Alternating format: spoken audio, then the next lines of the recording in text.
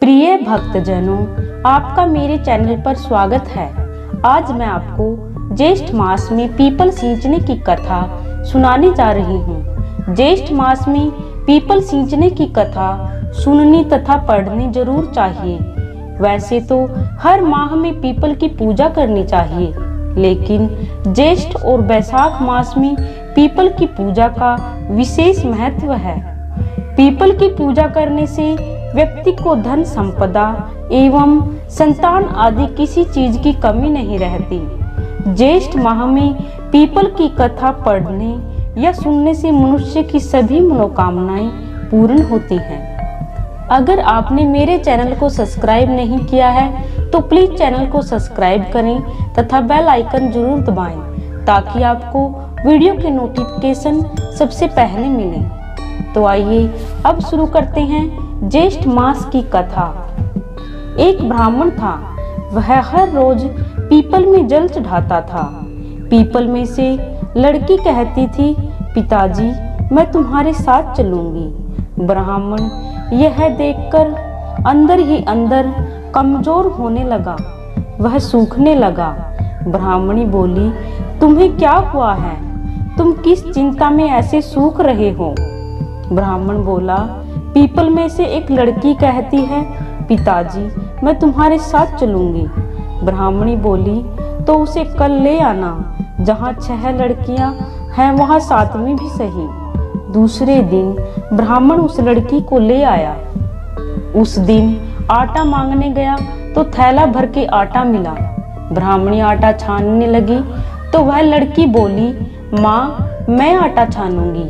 ब्राह्मणी बोली, ना बेटी, तुम आटा छानोगी तो आटा फैल जाएगा।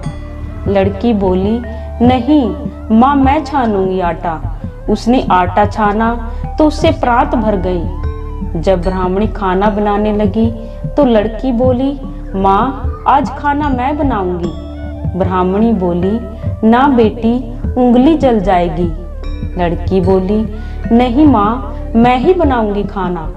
वह रसोई में गई तो उसने 36 प्रकार के भोजन बनाए। उसने सबको पेट भर के खाना खिला दिया। वे और दिन तो भूखे रहते थे, परंतु उस दिन सबने पेट भर के खाया। ब्राह्मणी का भाई आया तो वह बोला, जीजी मुझे तो भूख लगी है, रोटी खाऊंगा। ब्राह्मणी सोचने लगी, अब तो सबने खाना खा लिया, अब कहाँ से खिलाऊंगी। लड़की बोली, माँ क्या बात है? ब्राह्मणी बोली, बेटी तेरा मामा आया है, खाना खाएगा। लड़की रसोई में गई, उसने 36 प्रकार के भोजन बनाए और मामा को जिमा दिया।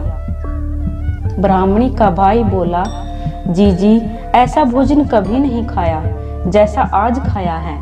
ब्राह्मणी बोली, भाई तेरी भांजी ने बनाया है, उसी ने यह खाना तैयार किया है। मामा खाना खा के चला गया।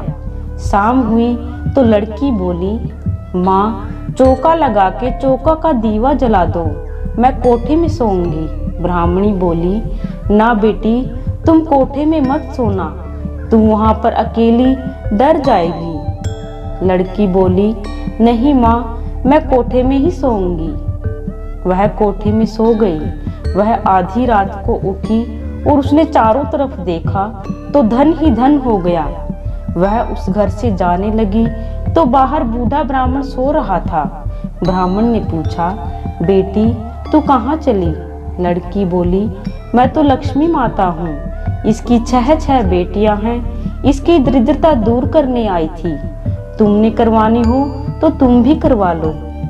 उस लड़की ने उसके घर में भी चारों तरफ देखा तो धन ही धन हो गया। सवेरे उठकर ढूंढ मची कि बेटी कहाँ चली गई। ब्राह्मण बोला, वो तो लक्ष्मी माता थी, तेरे साथ साथ मेरा भी दरिद्र दूर कर गई। जैसे लक्ष्मी माता ने उसका दरिद्र दूर किया, सबका करे, कहते सुनते हुंकारा भरते। और जो भी ज्येष्ठ मास में पीपल की पूजा करता है या पीपल को सींचता है, विष्णु भगवान उसकी सभी मनोकामनाएं पूर्ण करते हैं। तो बोलिए विष्णु भगवान की जय।